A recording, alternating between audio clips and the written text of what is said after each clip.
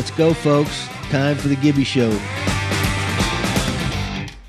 How you doing, baseball fans? Welcome to another edition of the Gibby Show, presented by Miller Lite, the official beer of Major League Baseball and the Gibby Show. I'm John Arezzi, and joining me, as always, the two-time manager of the Toronto Blue Jays, member of the 1986 World Champion New York Mets, best-selling author of the memoir Gibby Tales of a Baseball Lifer, also the narrator of the audiobook, joining us as always, the star of the Gibby Show, the baseball lifer himself, John Gibbons. Gibby, how's everything going in your neck of the woods? Johnny, everything's good, man. We finally made it to that last week of the season, and there's a lot at stake, man. You know, what a great idea, all those wild cards. Oh, my goodness. It's been what an exciting week. It is the final week of the season. The Jays have a magic number as they play out the final 6 games at home. Always great to finish the season at home, especially in a pennant race. An exciting finale awaits all Jays fans. We're going to cover it all on today's show. And on Gabbing with Gibby, this one is going to be really special. Brought to you by Tim Hortons. We'll bring on a legend in Jays history, the man who took the Jays to the only 2 World Series titles that they've won. The one and only Cito Gaston will join us. And as always, inspired by our friends at Miller Lite, we will have the weekly roast and toast. So let's get into it, Gibby. Let's get right to the leadoff. 6 days remain, 6 games to play. Jays are on a roll. Magic number to clinch one of the coveted wild card spots in the American League is within reach. They really just have to win 3 games out of 6 this week, and they're going to be insured of either the 2nd or 3rd spot in the wild card. They return home after going 4-2 on the road. What a great road trip it was. You hope to go 500. They go 4-2, beating the Yankees 2-1, and then going to the House of Horrors and winning 2 games, losing 1 to Tampa Bay. Sunday's game was in spectacular fashion. Gibby with 6 games left, and the Jays needing to win just 3 of those to clinch a spot in the playoffs. What has impressed you most this past week with this Toronto Blue Jays team? Well, Johnny, they're playing really good ball right now, and you know, I think everything's just starting to come together at once. You know, they've really been a solid team all year, but you know, everybody's kind of wondering, well, they expected more, right? But they put themselves in a really good position. But I think what you're seeing now is the offense is coming to life as a unit. You know, and that's going to be important. But in saying that, they have the ingredients with their pitching staff, their defense to win it all. Now if they get hot with those bats, I mean, they could roll right through that whole thing. So, but they're feeling good as they should. But they're a good team. You know, we got to. Hey, the wild card's been wonderful. It's going to go down to the wire, but you know they want to win it outright. But it looks like Seattle may be helping anyway. You know, the way the schedule lined up, and they're going right down the tubes. It looks like. Shouldn't say that. It's a little premature to say that, but. They haven't done well in the last week. I mean, they really haven't, and they got a tough week ahead of them too. I mean, it just shows you though, because even look at Houston, right? Yeah. World champs. You know, they lost 5 out of 6 to Kansas City, and then a couple to Oakland. You know, so it's tough to win when you have to win in the major league level. I don't care who you're playing, you know, because you rev it up, put a little extra pressure on yourself. You want something that bad, you know, it makes it tough. But you know, in the end, the good teams get there. That's the way it works. That's the way it works. And, you know, when you get hot at the right time, that could just steamroll you. I mean, once you get hot and you build momentum, you know, you've been there on how that can really carry a team and some of your top players get hot. Now, for me, Sunday's game was my favorite game of the entire season. I sum it up in 2 words: George Springer. The catalyst of Sunday's game with his bat, glove, arm, and legs. I mean, he just dominated almost a half hour of the game. He played a career game, I think, for the Toronto Blue Jays, just because that crazy inside the park home run. Then he has an assist. He takes a ball off the wall to nail Curtis Mead at second base, trying to stretch a single to a double. And then in the very next play, a sprawling full body extension catch. It was spectacular. And then not only that, you have Vladdy and Bo going back to back for the first time this season, which was great to see. Vladdy has 2 home runs. So it seems like that top of the lineup, Gibby, is like all of a sudden it's clicking and they're doing what you would hoped all season long. And now it seems like the guys that you wanted, the guys that were here at the beginning of the season that were penciled in that lineup, are all there contributing. So that momentum, John, it looks like the Jays are ready for postseason ball. Johnny, bottom line, they're a good team, right? And yeah, they've had some ups and downs, some inconsistencies. Everybody goes through that, but they've put themselves in a prime spot right now. You mentioned George Springer. Yeah, that's why they signed Springer. He's that kind of player. I saw him in the minor leagues, and when he was in Double A, I was in the Texas League. You could just tell there's something different about this guy. Then he was a big part of those Houston teams, right? Win the MVP and in the World Series. Yeah, he does that to you. Not only that, he's an uplifting type guy. He's energetic, and he makes things happen. He gets on base or he gets a big hit at that leadoff spot, and then his great defensive plays, but their whole team. They've got to be the top defensive team in the league. So they put together a really strong team. It looks like it's starting to come together. It's not over yet, but they got to be feeling pretty good. Oh, absolutely. I love the defense of the team also. Kevin Biggio made a phenomenal play at first. It's like the whole team is clicking together. Although anything can happen over the next 6 games, the final 6 games, it looks like it's going to be the Jays against Tampa in the first round. The other possible scenario would face between the Jays and the Twins. Uh, in your opinion, who do you think the Jays have a better chance against? Is it going to be Tampa Bay or could it be Minnesota? Their records this year, they're 500 against the Twins. They're 4-5 against Tampa. So, Gibby, put your hat on, and who would you prefer to play in the playoffs? Well, right now, I mean, they I don't think it really would matter. They can play both of them. They're playing that kind of baseball right now, and they have the pitching to go along with it in a dynamite bullpen. You look at the Twins. If you bring everything into play, like the Twins' history in the playoffs is bad. I mean, they've lost I don't know how many games in a row. I mean, they have trouble. They usually run up against that Eastern American League East right out of the gates, and they don't fare too well. Even in Tampa, though, Tampa's beat up. They lost a couple more players and a lot of injuries. But the thing they have is the stadium down there, the House of Horrors. But maybe they exercise those demons over the weekend. That's what people are saying. But they're still formidable. There's no doubt about it, and anything can happen in the playoffs. But it'd be nice if you could pick and choose. But you know what? The baseball guys that don't allow that. If they said take what you get coming your way and just deal with it. There you go. Pitching, obviously, what great depth the Jays have. I want to talk to you about the setup for your rotation for the best of 3 first round. If the Jays get there, and it looks like they're going to, with Kevin Gausman scheduled to pitch the last day of the season. If the Jays clinch before then, does he then move up to be maybe the starter for the opening of the series? Yeah, I would think that's probably the route they would go. You never know for sure, but everything will depend on this weekend. Who's got a pitch, and he's been dynamite all year. They're pretty solid. You can you look at the years Bassett's had and the Barrios. I mean, they're all tough.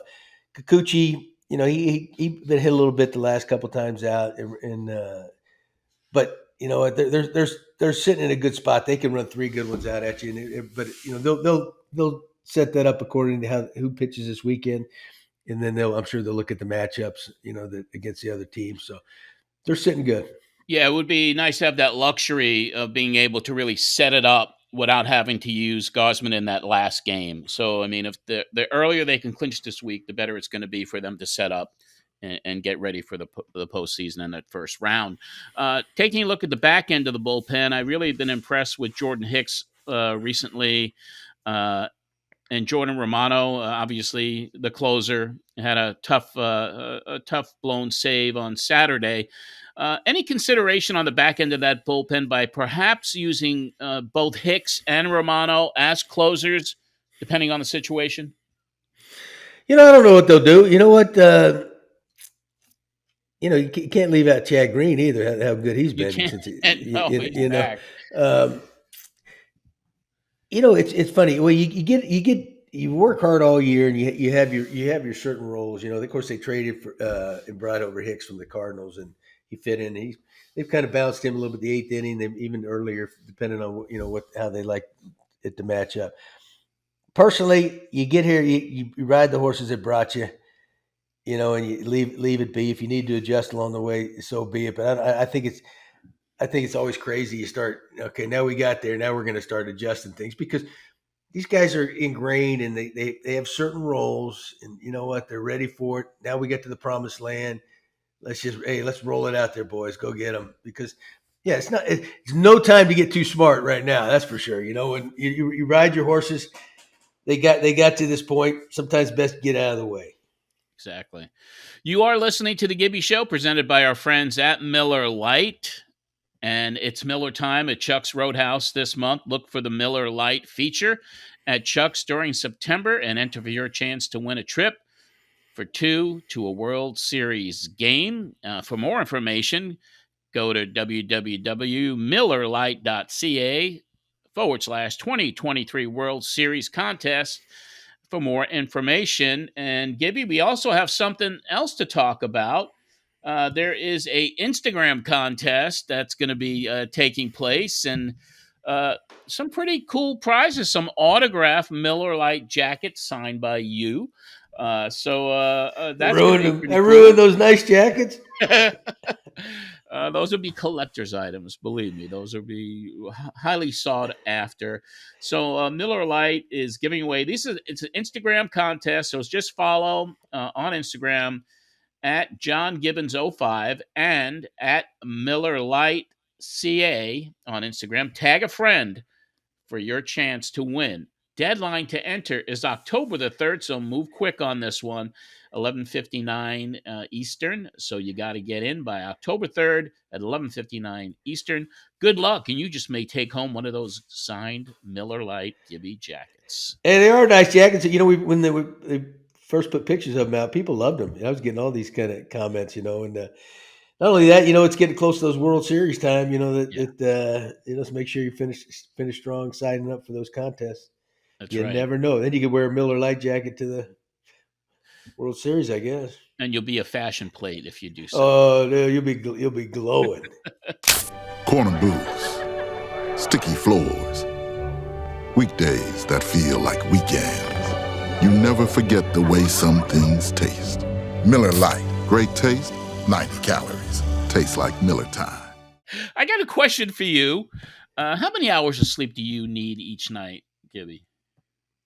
Oh, I think I know where you're going. But how many do I need, or how many do I get? How many would you like to have, and how many in reality do you get with those two crazy dogs running around all day? I could use about 24 straight right now, but no. When you get to, how us old men, we get to a certain point, we're lucky if we get 5 or 6 hours.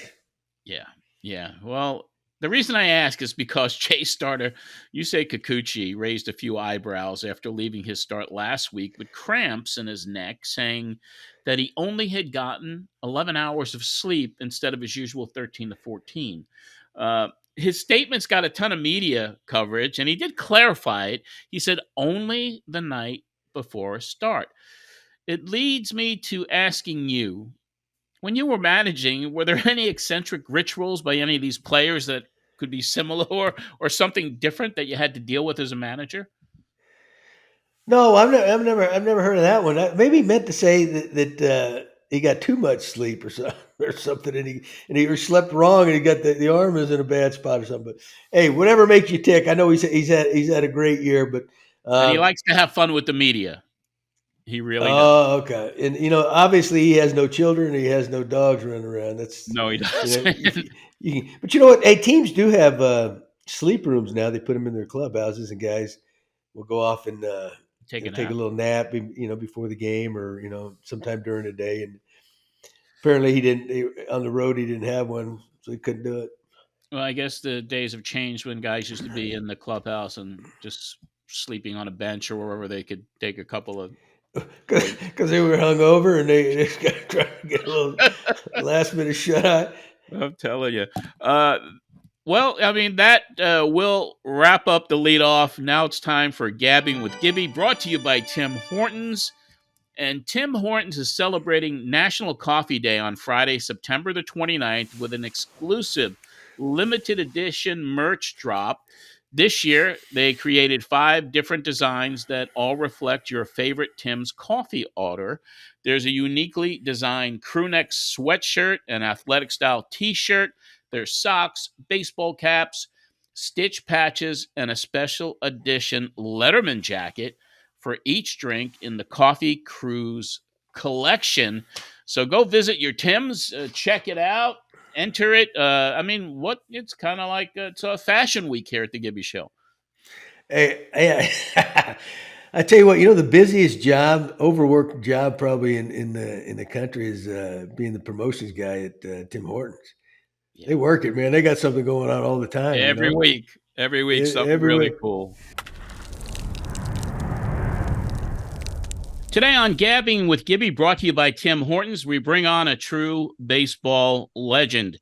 His 2 stints as manager of the Toronto Blue Jays from 1989 to 2010 were highlighted by 2 ALCS appearances, 2 World Series, and those 2 World Series, the Blue Jays won back-to-back titles, the only 2 World Series championships for Toronto. He holds the record for both games managed at 1,731 and most wins, 894 for Toronto, with John Gibbons holding the records for second most games managed at 1,258 and wins at 644. He played from 1967 to 1978 for Atlanta, San Diego, and Pittsburgh. He's a former All-Star, a member of the Blue Jays Level of Excellence, a member of the Canadian Baseball Hall of Fame, the Ontario Sports Hall of Fame, and the San Antonio Sports Hall of Fame, and a recipient of the Jackie Robinson Award. It is indeed an honor to welcome Cito Gaston to this week's Gabbing with Gibby. Cito, it is an honor to meet you. My pleasure. Pleasure to meet you guys, too. Of course, I know Gibby, so. Yeah.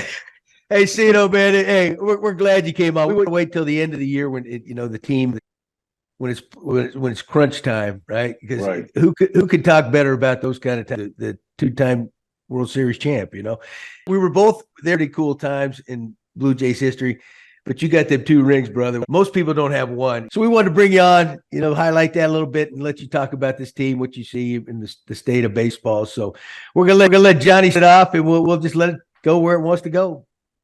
Okay. All right. No problem. Thank you. Excellent. Between you and Gibby, you've seen the best of the best in the history of the franchise of the Toronto Blue Jays. How do you see this 2023 version of the Jays? What stands out, and can they go all the way this year? Well, I think they have a real good pitching staff, starting staff. And, of course, they have a good bullpen, a real good bullpen. They set up guys. They seem to have 2 good setup guys and some guys in the middle there, and, of course, the closer. I think the one thing that I have questions about is, and they could prove me wrong, is I thought they might have gave up too many RBIs and when they got rid of Gurriel and got rid of Hernandez. But they could prove me wrong on that. But, you talk about 190, 180 RBIs a year, which I guess RBIs don't count anymore, so I guess it doesn't matter. But we'll see if it happens. It does matter, We'll see. But they do have a good team, a good defensive team, and they have a great chance. I think their schedule's pretty good for them the rest of the way. The New York team, it looks pretty bad shape right now, and of course Tampa is beat up pretty bad, and they got a great chance. Just go out and play ball and win 3 out of 4. They have 6 games left. Win 4 out of 6, and I think they'll be fine. Yeah, they have a magic number 3 right now. And I mean, the offense for the team is the one that has been pretty back and forth. There hasn't been really consistency with the offense. It started to click over the last week or so, especially the top of the lineup. And seeing Vladdy come through with some home runs. He's been kind of in a home run drought, but now it's coming back in a big way. Talk to us a little bit about Vladdy, what you've seen about Vladdy, and he seems to be getting hot just at the right time. Yeah, you're right. And he's playing with a bad knee right now. But, yeah, Vladdy got a lot of criticism this year, which I think he didn't deserve. I mean, you put a lot of heat on that young kid when you take those other 2 hitters away from around him. Of course, you got Burchett's had a good year, and Biggio's starting to swing the bat pretty good, which has helped out quite a bit. But Vladdy, you go look at him, he leads the team in RBIs, and he gets lucky this week. He'll drive 100 RBIs. I mean, you can't talk too bad about someone that's done that. But as you said, the last week or so, he seemed like he's a little bit more freely with his swing. He's got an idea what he wants to do up there. And I just love the way this kid plays. It has a lot of fun. It's not too – I don't know about John. I didn't have a lot of fun out there a lot of times, even though I was going good because there's a lot of pressure on you all the time. But I think Vladdy has a lot of pressure on him this year. But I think he's responded to it pretty well. Yeah, Cito, with old Vladdy, I think everybody forgets sometimes just how young he still is. He took the league by storm. He was probably one of the all-time greatest prospects ever. His dad, he was in the Hall of Fame, and so a lot of pressure there. But he came and he set the bar early. Yeah. And he could have very easily won the MVP. But and then everybody expects that every year. But it's not. But what you said a minute ago, I think is huge. The guys you have around you play a big part in the kind of year you have. Teoscar's gone, Gurriel's gone. Those are some guys. But I think the way they approached it, the game is so different now than when you and I were managing. It used to be everything would revolve around starting pitchers, and then you have maybe 1 or 2 guys to close it out. Right now, it's like with the starters. What if they get 5 innings? They think that's a good night. Then here to roll the bullpen out. So I think that's kind of the approach they've taken, and they beefed up their bullpen. And the game is so different, isn't it, than when you started out, and even when I was there. Absolutely, it's a lot different because I know guys. Even with the years that we won those 2 World Series, my guys at least give me 7 innings a night, and of course I had 2 other guys would take the rest away, and Wardo and along with Tom Hankey. And I had a good in between. I had some guys that Danny Cox was a good long guy for me. And before Pat Hankin became a starter, he was a good long guy for me. But now, you have 13 pitchers now. We had 10 back in those days. And, so, it's a lot different nowadays. I think these kids coming up through the minor leagues, I would love to see them let them pitch a little bit more and let them learn how to get out of trouble once in a while, as opposed to going out and getting them at 80 pitches and 90 pitches. But that's just my thoughts. But as you said, it's a different ball game, and defense does play a lot. If you go back and look at the Toronto Blue Jay team, even from the first year I was here, we've always finished around first and second in defense. And you know what? We had a good pitching staff most of the time. Didn't have a good bullpen when I first got here as a coach. And we developed, when we got Tom Hankey, we became a different team. We got Dwayne Moore, became a different team. So, but they have a nucleus on this team to win. I'm just not sure how far they're going to go unless they continue to hit like they did the last few days down in Tampa. And then pitching staff performs like they have been performing, then they're going to be just fine. They'll have a good run at it. They really will. Yeah, I agree. Hey, Cito, you have one of the best reputation as a tremendous hitting instructor, right? And that's how you got your start in the big leagues before you managed it, right? You were the hitting. Tell that story a little bit about you. You were the hitting coach, and then you guys, when you first took over, team got off to a terrible start. You took over, and it was like, bam, bam. Well, John, that year, Jimmy Williams was the manager, and coming out of spring training, we thought we had a real good team. We just got up to a pretty bad start. We were 12-24, and I was a hitting coach, and all of a sudden one day they fired Jimmy and Gillick, and along with Paul Beeson and stuff at my house. And Jimmy and I lived out in Mississauga. I know you're familiar with Mississauga. And they dropped off his house, fired him, came to my house, told me to take the team, which I did not want to take that team because it's not too often you go to work and be happy with what you're doing. And I was pretty happy as being a hitting coach. But I will always go back and thank Paul Beeston, and along with Sparky Ennis, that says, take it if you don't take it for no other reason, take it for your family. But that year, I tell you, at the end of that year, John, I was just, but my head was so buzzed out because I didn't bring in another hitting coach because I thought it was the wrong time to do that. I wanted these guys to finish the year with myself. So I was a hitting coach, and I was also the manager. And I had Hal Whitmire was my pitching coach, and he was sick. So I was also the pitching coach. So I tell you what, though, it was quite a learning experience for me. You learn a lot of things real quick. And believe it or not, when I was a kid, I used to pitch a little bit too. So I knew a little bit about it, but I certainly learned a lot about it that year, John. And I tell you, at the end of the season, my head was so buzzed so much. I was almost happy the season was over in some ways. But we did come back from 12-24 and won our division. And, I just wanted to keep those guys on the same plane and of hearing talking about hitting from the same person. I didn't want someone else to come in and start it all over and maybe have their different ways of doing it. But, next year I couldn't do that. I couldn't continue to do that. So went out and hired somebody as a hitting coach. Yeah. Hey, that's unbelievable because I can only imagine, because everything that it takes to manage a team, they piece of you got to do this, you got to do this, what's going on, and then you're still doing the hitting. Really, that's unbelievable. Yep, I did the hitting too. You know what, John? I never stopped being a hitting coach. I certainly would talk with my hitting coaches if I see something wrong. I wouldn't go over their heads and convert with them and see if we can get it right. And big guys, Batista, Gene Tennis, and myself and Murph, we got together with Batista. I seen that he was getting his leg down a little bit late, and he had all the power there, and he had all the. Batista's a great athlete. Not only can he play right field, he can play third base, and he runs well and throws great. Yeah. And he's a smart guy. He's a smart hitter, and he knows how to play the game. So I never stopped being a hitting coach all the years I was there. I was always had my hands in there a little bit, but not stepping on the hitting coach's toes too much. Just talking to them about it, see what we can do, and it worked out pretty good. And they wasn't offended if I had something to say about the hitters. But I can remember when we were up there when Batista got put on the excellence. You and I were watching the game with Beeston, and we were sitting there talking.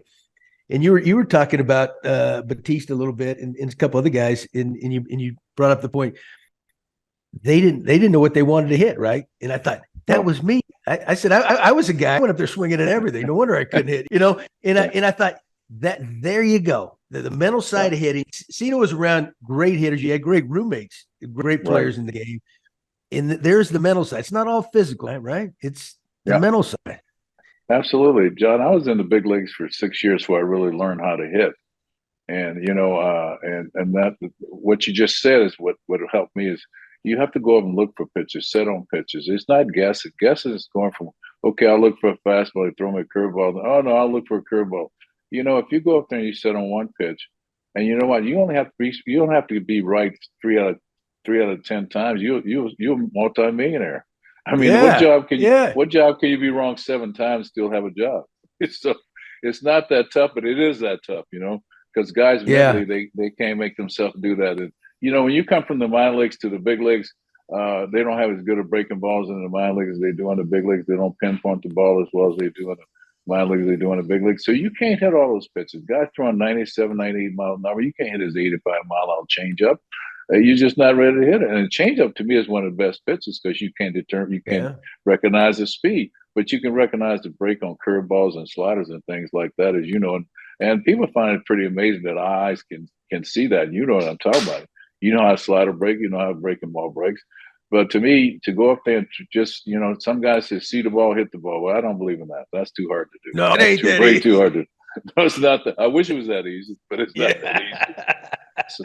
So I really believe in sitting on pitches, and if you get them, I will give you one quick example of A-Rod hit his 500 home run against me when he was with the Yankees. A-Rod hit 600 home runs against me when he was with the Yankees, and I would see him take a 3-2 fastball right down the middle of the plate, go sit down.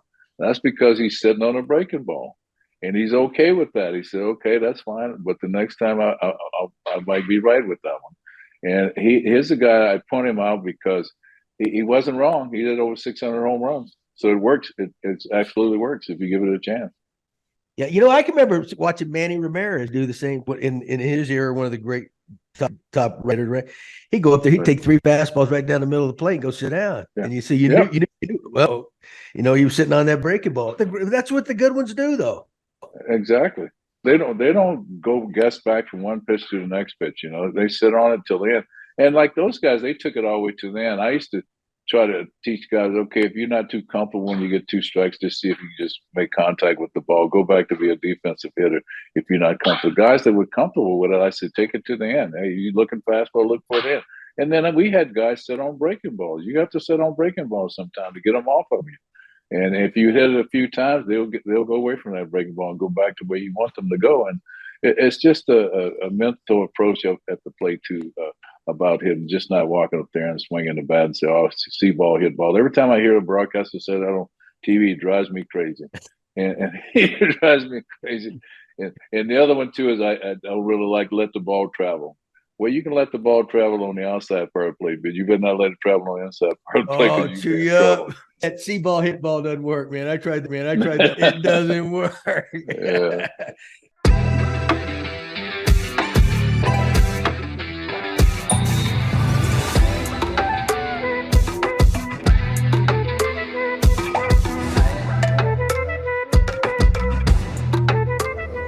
I got a couple of questions about your managerial style. How would you describe your style as a manager? Of course, Gibby, always known as a player's manager, but not afraid to get in your grill if necessary and warranted. Describe over the course of your managerial career, your style.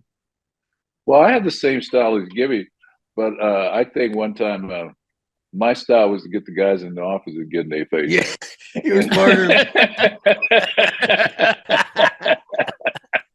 But I know sometimes it gets heated out there, and you have to do what you have to do.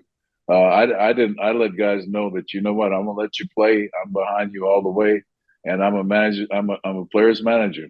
But when you go out there, you don't play properly, or you don't want to play, or you don't want to execute. Then when the game's over, I want you in my office, and I'll tell you what, I'll challenge you to a fight. If you want to fight, I'm right here. I'm standing right here. You guys could have been a good tag team with each other. Oh yeah, absolutely. Hey, I agree with everything Gibby. I seen Gibby do. He's right on. He's right on. Hey, Cito's much bigger than me, man. Them dudes working the mess with him. They try to get me up some little pint size. Well, yeah, I'm talking to these two legends, right? Really, I mean, both of you, 2-time managers of the Blue Jays. Cito, you replaced Gibby as manager of the Jays in June of 2008. Hirings and firings are part of the game. You both know that.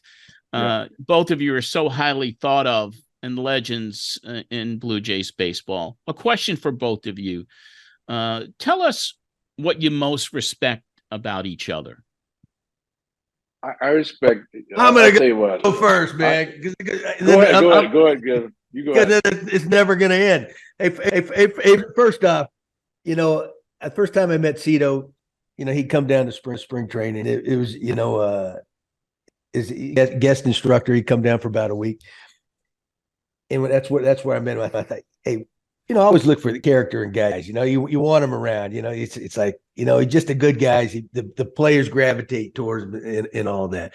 And then I just watch how he function with, like I said, function with our players. And I always try to watch the guys that had success, right? Cito's won 2 back to back. How many guys can actually say that? The guys that have had success in this business, how do they act? We all have different personalities, no doubt about it. But the way Cito carried himself, the guys, they listened, they respected him, and so that was number one. And then just hear when I was in Toronto and just hearing the stories about him and things like that, and how he treated me coming back, because that's never easy. Come to spring training, you're a manager, ex-manager, and you got a new manager. That's not always easy at first until you get to know the guy. Those kind of things, and have tremendous respect for his playing career and his managing career, but more importantly, just a good guy that you like having around. And to me, that's the most important thing. Gibby, those are very kind words. Thank you. I appreciate that. Appreciate you. Yeah. And you know what, Gibby, I feel the same way about you. Is that I see how calm you are, even though people don't know that sometimes. You're pretty laid back, and as they said, you're a players manager, and also when you need to get in somebody's face, you get in their face, and you only do that when you need to. It's not an everyday thing just to show people that you're tough or Oh, whatever. And I see the way you treat your players, the way they play for you. And you know what? I have to say this, that when I was coming to spring training during that time when you were managing, I should have kept that gig. That was a pretty good gig. I come up when I wanted to. I called and tell Jeff Ross, let Gibby know I'm coming in. That was a pretty good gig. I come in once a week and got paid the whole year round. So that was pretty good gig right there. So that was that. But the other part I seen in you is that you care about the game. You really care about the game, and you care about people. And you know what? If they don't play, you let them know that you got to do better. You got to do better. And you know what? You go back and think when you got first fired, I took over the job, and then when you got hired again, I was in Hawaii, and I gave you a call, congratulate you again. I yeah. have always felt like you're a friend of mine. So I have never felt like, and I hope you feel the same way. Oh, yeah. You know, we wouldn't come. Hey, we didn't fire each other; they fired us. So, Exactly. Hey, Uh, we got hired Cito's second time, right? And I could never understand why, because I didn't have the hardware. When you got hired the second time, I understand he's got 2 championships.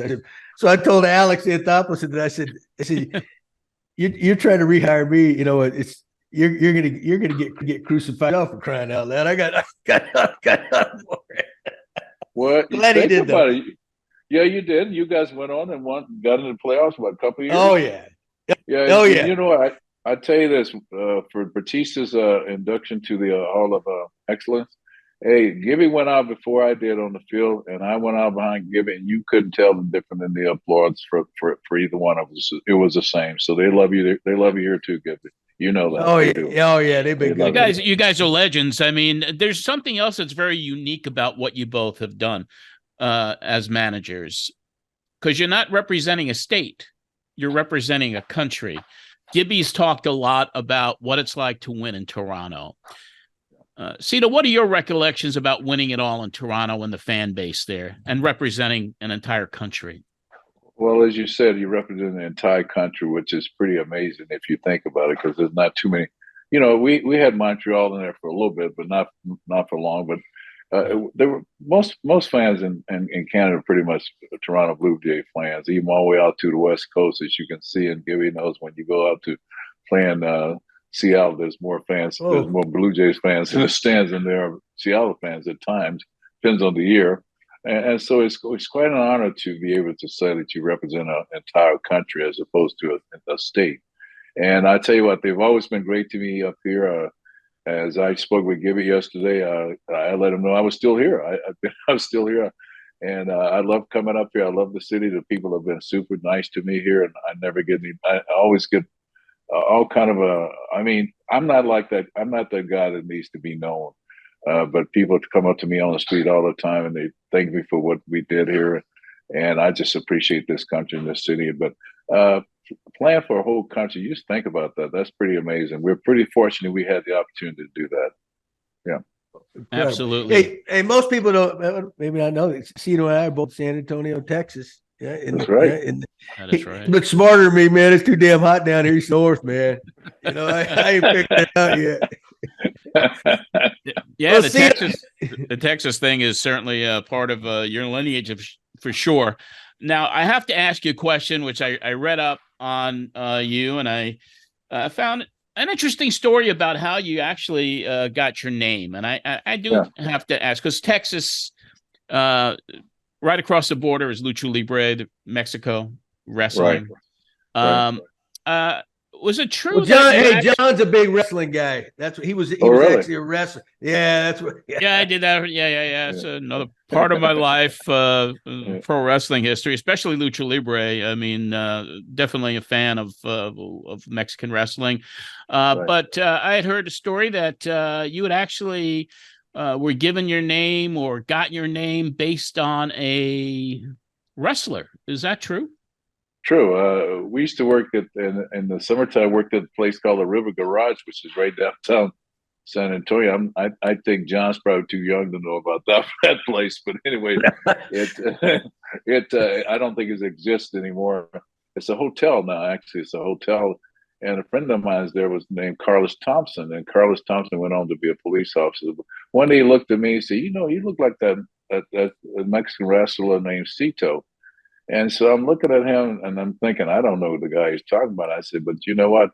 I'm going to accept that, because if you had a name like Clarence, you surely want to be something else than Clarence. So I accept Cito, and I've been going with it ever since.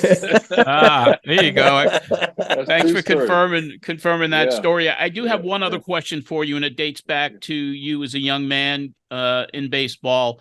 As a young player, you really you had a great roommate. You roomed with Henry Aaron.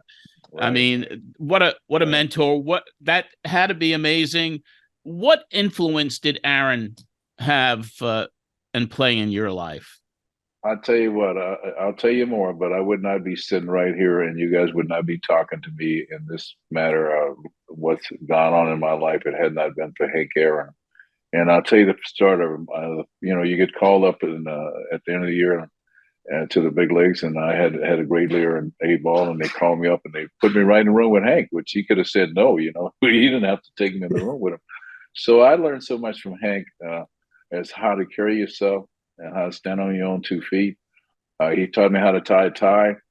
And you know what? The thing I do regret is that I never talked to him about hitting until later on in life. And I didn't want to bug him because I didn't want to get kicked out of the room with Hank Aaron. He's my childhood idol, I mean, how often are you going to get in the room with your childhood idol? Come on. I mean, that's pretty awesome. And so then later on in life, after I left the Braves and came over here, I used to talk to him quite a bit. And actually, I go back to Fred McGriff. And Fred McGriff was with the Yankees. And we were down in Sarasota. And I picked up the phone, called Hank. I said, there's a kid down there named Fred McGriff hitting the ball about 400 feet. Just hitting them off the cages out in right field.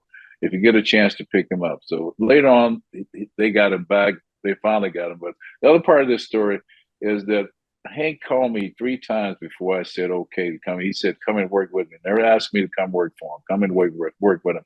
And so the third time I said okay. If I had not said okay, and he was very nice to me, took care of me in the organization, I would not be sitting here right now.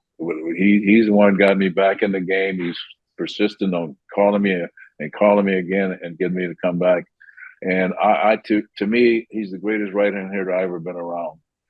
John, the sliders down the way that we swing over the top and miss. he used to hook them out of the ball. He hooked them out of the ballpark out of the left field, which is almost impossible. You really think about it. Yeah. And, just one quick story about Hank, and I'll let it go. Hank would never come to Anderson, South Carolina. He's farm director, but he would always come to where the Boston Red Sox had there at Winston-Salem. And at the end of the game there, I don't know if you were managing that area, there was a clubhouse there, and the 2 teams got together, 2 coaches got together, and they'd have beer together. And Hank was in there one day, and one of the coaches for Boston came over and asked him, said, who's the hardest throwing pitcher you ever faced? And hell, I wanted to hear that too. So he didn't say a word. And so the kid got closer to him and asked him again. And I got closer too, so I could hear the answer. He looked at the kid right now. He says, I didn't face anybody that threw that hard. Can you imagine? Can you imagine, John? Well, that's what Hank Aaron. Can you imagine you go up there and then the ball looking like a basketball, please? Well, why he's the greatest ever. He's some kind of hitter, I'll tell you. Really was. Something different. Well, Cito, man, hey, well, listen, we're going to let you go, but we can't thank you enough. I know you probably be out to see a couple games up there, this final week. And I think we're both sympathize with John Schneider right now, what he's going through, what he's feeling and inside, till you finally clinch it, it'll be exciting. But listen, hey, you're a legend up there in Toronto. We've done for the country of Canada. We appreciate you. You're a good friend, and we appreciate the time. And hey, you down the road, I owe you a dinner. No, John, anytime. Just call me anytime you need me. No problem. My pleasure. All right, pal. Take care. Thank you so much. Thanks, guys. Appreciate you. All right, Cito. Okay. Take care. That wraps up another Gabbing with Gibby. A very special one for me, Gibby. I mean, just to see you both together. I mean, like these two storied skippers of the Toronto Blue Jays. It was so cool to see that. So a good one, a really good one. Must have felt good for you. Yeah, Cito's a good dude, and he's done a lot, for the Blue Jays organization over the years. Put him on the map. Got two championships. What everybody strives for, right? Yeah. We strive for it. We came close, didn't quite get there. It's like it's all these. We talk about it every day on our show that the wild card picture, who's going to get in, because they're all chasing a championship, and Cito got two of them back to back. So sometimes people, you lose sight of how really significant that is, and how hard it is to do, and kudos to him. Yes, exactly. And one of the good guys. Yep. Definitely. Very low key, very, very cool. I really enjoyed that. Well, Gibby, now inspired by our friends at Miller Lite, as we do each and every week, it's time for the roast and toast. And we got an interesting roast and an interesting toast this week. We're certainly not going to be toasting the first one because it is a roast. With the final week of the baseball season, there are some really great players, potential future Hall of Famers, that will be calling it a day and retiring at the end of the season. Miguel Cabrera will be one of them after a stellar career, including being the last Triple Crown winner in baseball. He's had a farewell tour across the majors. Many teams are honoring him with gifts when he plays his last games in their stadiums. The New York Yankees gave Miggy a Subway sign, donated $10,000 to his foundation as part of the gifts he received. The Dodgers gave him a Hollywood star with his name on it, and the Angels gifted him with a surfboard with his accomplishments listed on it, to name a few. The Oakland A's decided to spring for an $80 bottle of wine. It was a gift that many considered cheap, but insensitive as well, as Cabrera is a recovering alcoholic. For this blunder, this won't be a toast, as we said. It'll be a roast, and it has to go to the Oakland A's. Yeah. I don't know. I was saying earlier that the PR guy on the way to the ballpark knew he forgot something, so he had to pull over the store or something. Yeah, it's probably not their best move, at least you could have got him a bottle from France or something. Well, they got bigger problems, I guess, over there in Oakland right now. So, they're forced to watch their budget, and that might have broke it right there. Yeah, well, at least we. But you know what though, as far as you got to salute Miggy, man. Miguel, what an incredible career, and incredible. One of the good guys too. He has fun on the field, but does. Gosh, was he good and dangerous, Yes, always. What a great career he's had, and we certainly we will toast him, but we will not toast the A's. But we have another toast of the week, and I think you're going to enjoy this one, Gibby. The Milwaukee Brewers will be heading to the postseason again this year. They will have a familiar face to Blue Jay fans with them. Josh Donaldson was picked up by the Brewers after the Yankees DFA'd him in August. They signed him to a minor league deal, and Josh played 5 games right here in Nashville for the Brewers AAA team before joining the big club on September 11th. Since he's joined them, Donaldson has made an impact, with his teammates showering praise on him as a presence in the clubhouse, in the dugout, and at the plate. With 3 home runs since joining the club, the bringer of rain has been embraced by his teammates and the fans. Outfielder Tyrone Taylor said, "You could feel his presence since he's been here. He's mashing for us, and it's cool just to be around him." And after his 3-run moonshot last week, Brewers starting pitcher Adrian Hauser said, "The bringer of rain rained on us tonight." Never count Josh Donaldson out, as you know. This week, we say the same, and we give Josh Donaldson this week's toast of the week. Yeah, you know what? It puts a smile on my face. Yeah, it's been a tough couple years for him, when playing for the Yankees. And he did some good things for him, but he fell, when he struggled and had some injuries, and then he felt the wrath of the New York fan base, and then of course they cut him loose. And I talked to him before he went to join the Nashville team. And he said, "Hey, you got nothing to lose, man. Go out there. You know, they'll see what they think, and if they think you can help them, they'll bring you up." And sure enough, they brought him up, and he's been.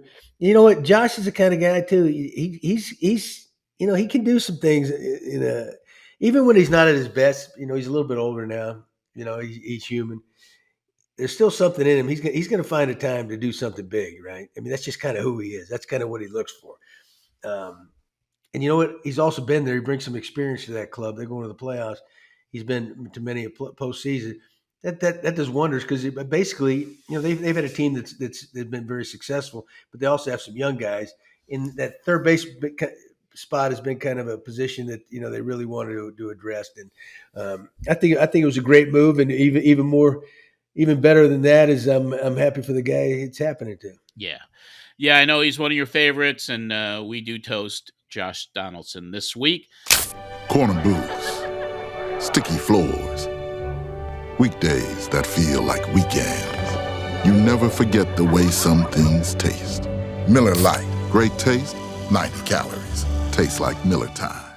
Well, Gibby, that's going to wrap up this edition of the show. I mean, it's going to be an exciting week. 6 games left. By this time next week, it'll all be over and the playoffs start. So we will talk more baseball with all of you next week, and we will let you know exactly what's going on right here on the show. Have a great week, everyone, and go Blue Jays.